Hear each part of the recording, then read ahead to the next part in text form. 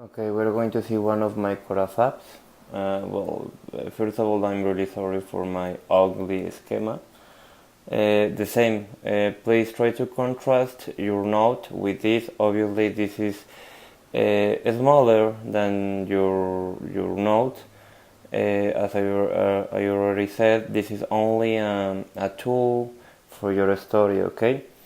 Remember that Kierkegaard is the father and is considered the father of existentialism, okay? Existence is related with ourselves, with my individual, okay? Myself, okay? In the sense that I'm a particular being, okay? I'm a free individual. And I'm not kind of, completely determined by all the society and moral and knowledge structures of the world, okay? That's the reason Kierkegaard is going to say, not only Kierkegaard, but all the existentialist philosophers after Kierkegaard, that more important than the essence is the existence, okay? The existence precedes the essence, okay? Remember that the essence in the philosopher that we already saw during the partial, what is the concept of essence? For example, the essence is what make something that, okay? For example, according to Aristotle, what makes the human being human is, for example, rationality, the social part, the political part, as you already know. So, but in that sense, the essence is always that gives a meaning, but a universal meaning in this sense, a rational, it's like a concept, okay? Everything is determined by a concept, okay? Determined by a concept. So, in this sense, Kierkegaard is going to say, no, more important is me, okay? I don't care if I'm that kind of being, if I'm a rational being. See your note. Rather than ask what are the most important structure or nature of the human being, is more important to ask who am I, okay? Why am I here? What is my purpose in life? What is the meaning of my life, okay? My personal life. And in this sense, any single existence is going to be different from the others, okay? That's the reason Kierkegaard is going to say that, and is going to emphasize the free individual, okay? For Kierkegaard, life and philosophy is something that we lived intensely, And the free individual, by definition, is free. He has liberty, she has liberty, and the free individual can make so many choices, okay? If you make an assumption of yourself and your decisions and your choices, then you are getting an authentic existence. For example, if you go for the school just because the society tells you to do that, if you want to work, if you want to make that career, but you not think about that, you are not making a real choice, then you don't have an authentic existence in this sense, okay? The authentic existence is to make our own choices, okay?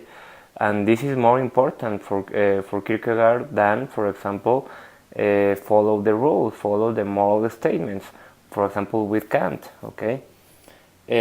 So Kierkegaard is going to propose three kind of stages, okay? Stages of the existence. The first one is called the aesthetic stage, the second one the ethical stage, and the final one the religious stage, okay? As you can see, any leap, any path from one stage to the other implies an existential crisis, okay? And I probably suppose that everybody knows what is an existential crisis, okay?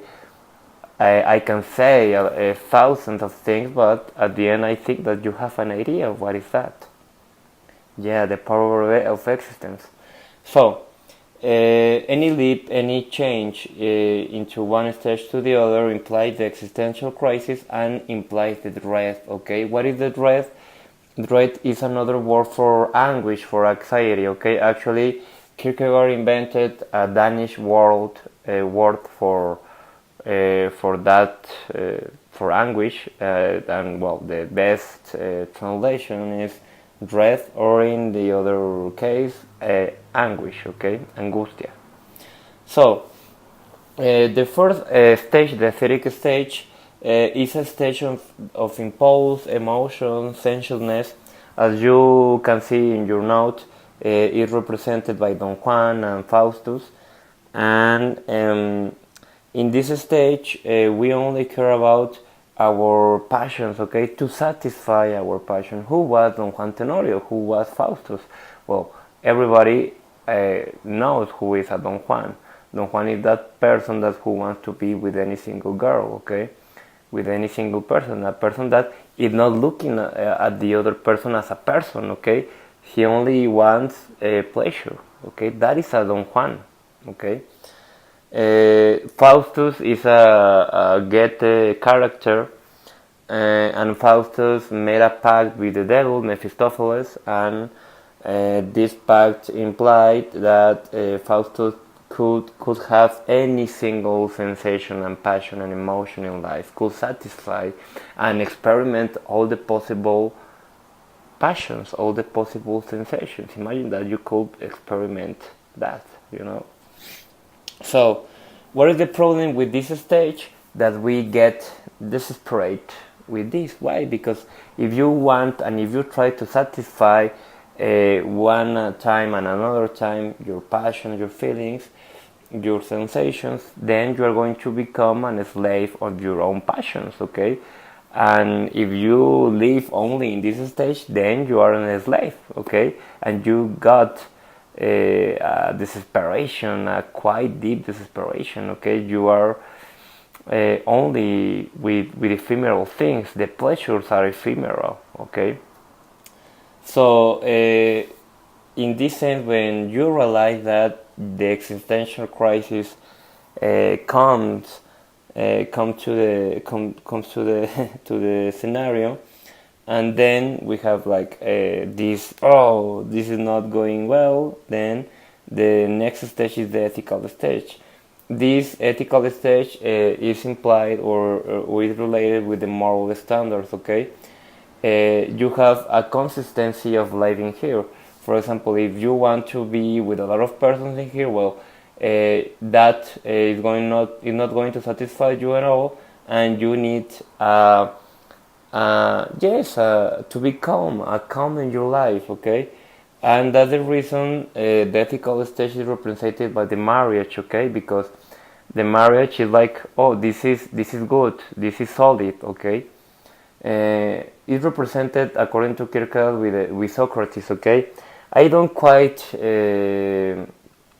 agree with him, okay? Because according to Kierkegaard, Socrates was like the biggest moral figure of the ancient Greece. Indeed, he was in certain way, but that doesn't mean that Socrates was a person that was quite concerned entirely with the problems of this stage. Why? Because the problem of this stage, guess what they are? That life is monotonous, that life is boring in that sense. Imagine that you are married, but at the end that is not kind of a love. Imagine that the marriage actually is an institution, it's a law, it's a treaty, okay, it's a contract, okay. Marriage could have so much love, but at the same time it's a contract, it's a law, it's a rule. Remember Kant, it's a rule, and that is boring. That sucks in one sense, you know. Therefore, either if you have this consistency of life and this stability in your life, you are going to be bored, you are going to be sad, you are going to be unhappy.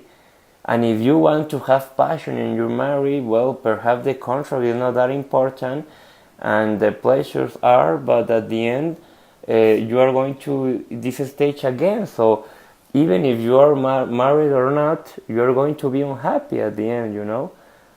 Just for saying one case of this ethical stage, but think about a lot of cases. For example, being a son, being a student. Actually, any single role in the society implies kind of an ethical stage. So even if you are like a student, well, there, perhaps you have a subject that you like a lot, like philosophy. No, I don't know, but I hope so. But perhaps there are subjects that are just a contract. You must follow the rules, and you only want to pass to yes to have a grade in those topics, those subjects. Okay. Then we have another existential crisis at red again, and we reach finally the religious stage. This is the most important one, and please don't think that God, according to Kierkegaard, is like the normal God, like this God that could be really really far away. God, according to Kierkegaard, implies a personal relation with me. Okay, and actually, why is the biggest and the highest stage of existence? Because this implies a self-commitment with an uncertainty. According to Kierkegaard, God, rather than being this being that gives you security all the time, God is an uncertainty. You don't know what is going to be your relation with Him. It's the complete uncertainty, God. In this case, remember the Abraham willingness of the Bible, this thing of Abraham and Isaac, that God asked Abraham to kill Isaac, and what would you feel? Obviously, you will say, oh, come on. Actually, Abraham didn't want to kill Isaac because he was his son, actually. And actually, when he was going to kill Isaac, he didn't believe in God. Actually, he didn't, I'm going to say it in other words. He did believe in God, but he didn't want to kill Isaac. Abraham acted against his own will, but he had a leap of faith. And that is the radical importance of the leap of faith. The faith, in the last terms, is to believe in that person, in that thing that is unreachable, that is incomprehensible, that I cannot comprehend in any sense. Abraham couldn't comprehend God, but still have the faith to do that. Obviously, you know that an angel came and it was a prank show, Well, that doesn't say the Bible, but the angel say, hey, no, God doesn't want this, But that is the meaning of the leap of faith. To have is a limit, the last boundary, the last limit of our understanding, and to trust in the complete uncertainty. Okay, that is, religious in one sense, but it's quite philosophical. That is the real meaning of faith. That at the end you don't know what is going to happen, and actually, in that sense, the radical faith goes against yourself, against your understanding of the things. But then when Abraham saw that God did a lot of things change. So the faith is the last stage of existence, because the entire existence could change because of faith, because that thing that I couldn't comprehend, that I couldn't see with my eyes and with my mind, can change my life, like with Abraham, okay? That's the reason the religious stage is the highest one, okay? And think not about God, think about life, think about, for example, the others. You have faith in life, you have faith in the others, and perhaps life can change, even if you cannot understand why. That's the real meaning of faith in this sense, okay? The real meaning of the leap of faith. And well, to finish this, it's not like a formula, as I already said with Kant, and especially with Kierkegaard. We are living through all the stages. We are not living only in the religious stage. We are changing our minds, we are changing our existence, we are changing our hearts, okay? This is like a complete cycle, okay? You can be here and then can be here, but the thing is that in any single case, when you are going to one stage to the other, you have the existential crisis and you have dread. Why do we have dread if we act with freedom? Actually, because of that. Since we have freedom, since we have the capacity of making choices, then we have dread. Why? Because in this radical way, we don't know, as I already said with the faith, what is going to happen with my decision. I don't have complete power with the consequences, as we already saw with Kant, of my decision, of the choice that I'm making. Okay? Perhaps Abraham, well, got a good answer for God, but imagine that even he had faith, but perhaps God wanted to kill Isaac. That's the reason we have dread. The dread is related with the unknown. We don't know what is going to happen. And it's the instinct from the fear. The fear, you fear something that you can know. For example, I fear ghosts.